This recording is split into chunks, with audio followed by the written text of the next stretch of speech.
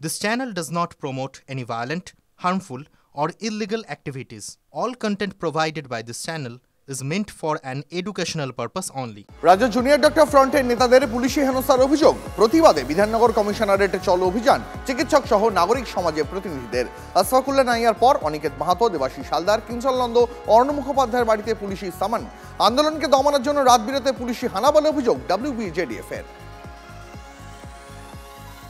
শুক্রবার কলকাতা হাইকোর্টে তিলোত্তমা মামলার গুরুত্বপূর্ণ শুনানি রয়েছে। তার আগে বিধাননগর কমিশনারেট চলো ডাক দিলেন চিকিৎসক সহ নাগরিক সমাজের প্রতিনিধিরা।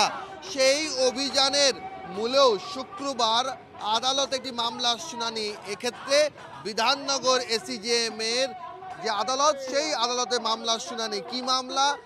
WBJDF এর বিরুদ্ধে অভিযোগ, নেতৃত্বের বিরুদ্ধে অভিযোগ, তারা আন্দোলনের সময় যে টাকা তুলেছিলেন সেই টাকা নয়-ছয় করা হয়েছে এবং সেই অভিযোগকে সামনে রেখে WBJDF এর প্রথম সারির নেতৃত্ব অনিকেত মাহাতো, দেবাশিস হালদার, কিঞ্জল নন্দ, অর্ণ মুখোপাধ্যায়, রাজদীপ সাউ সহ আশফাকুল্লাহ নাইয়া, তাদের বিরুদ্ধে পুলিশি হেনস্থার অভিযোগ করছেন চিকিৎসক সহ নাগরিক সমাজের প্রতিনিধিরা। পুলিশ অপরাধীদের পক্ষ নেবে, অপরাধীদের আড়াল করবে, আর তার পাশাপাশি যারা বিচার প্রার্থী, যারা আমরা প্রশ্ন তুলি, আমরা যারা বিচার চেয়ে রাস্তায় নামি, তাদেরকে নানানভাবে হয় পুলিশ দিয়ে হেনস্থা করা হবে বা বদলি করা হবে। এটা সাধারণ মানুষের বুঝতে কোনো অসুবিধা নেই। যাদের মধ্যে সচেতনতা আছে, যারা ব্যাপারটা সিম্পলি বোঝে, তারা জানে যে এই পুলিশের অ্যাকচুয়াল কাজটা কি। পুলিশের যে বেসিক দায়িত্ব, সেই বেসিক রেসপন্সিবিলিটি না করে পুলিশ একটা পলিটিক্যাল পার্টির কি বলবো মানে অস্ত্র হিসেবে যে অন্যায় করে মানুষের উপর দমন পীড়ন করছে, এটার আমরা তীব্র প্রতিবাদ জানাচ্ছি। পুলিশের ভূমিকা হচ্ছে প্রতিবাদীদের হেনস্থা করার জন্য। আজকে বিধাননগর কমিশনারেটের কাছে আমরা যাচ্ছি এই কারণে যে জুনিয়র ডাক্তারদের বাড়িতে অতি তুচ্ছ কারণে তারা যখন বাড়িতে উপস্থিত নেই, সেই সময় বাড়িতে পুলিশ পাঠিয়ে তাদেরকে হেনস্থা করার উদ্যোগ নিচ্ছেন বিধাননগর কমিশনারেট। কতজন জেলের ভেতর, কত লোকের বাড়ি থেকে কোটি কোটি টাকার নোট উদ্ধার হচ্ছে, সেখানে কোথাও পুলিশ নেই। আর পুলিশ আছে জনৈক রাজু শেখের আবেদনে সাড়া দিতে, রাতের অন্ধকারে পুলিশ পাঠাতে।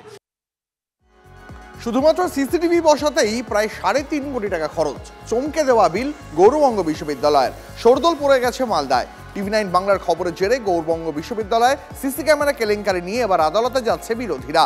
বিশ্ববিদ্যালয়ের এমন কাণ্ড নিয়ে ক্ষুব্ধ শাসক দলও গোটা বিষয়টি শিক্ষা দপ্তরকে জানিয়ে পূর্ণাঙ্গ তদন্তের দাবি করেছে তৃণমূল। এমন কোনো এরকম ক্যামেরা নাই যে 2.5 লক্ষ টাকা CCTVর ক্যামেরার আমাদের দেখতে হচ্ছে। সুতরাং এই কেলেঙ্কারি কিন্তু টপ টু বটম আছে। আমি এর আগেও আপনাদেরকে বলেছিলাম, কোনো কেলেঙ্কারি তখনই সংগঠিত হয় যখন সরকার কিংবা প্রশাসন চায়। আজকে যদি এই তদন্ত আমরা প্রশাসনিক লেভেলে করতে বলি, তাহলে প্রশাসন করবে না, কারণ এর আগে তো তদন্ত মাঝপথে থেমে গেছে। আমরা এই ব্যাপারে আইনের পথে যাব। যে ঘটনাটা আপনাদের মাধ্যম দিয়ে জানতে পারলাম, এটা সত্যি একটা আশ্চর্যজনক বিষয়। আমরা এই ব্যাপারটা রাজ্য শিক্ষা দপ্তরের ঊর্ধ্বতন কর্তৃপক্ষের কাছে জানাবো।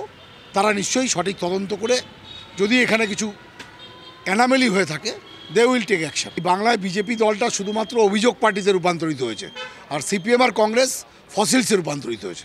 আগামী 26-এর নির্বাচন আছে, আপনারা দেখতে পাবেন সারা বাংলায় সবুজ ঝড় বইবে।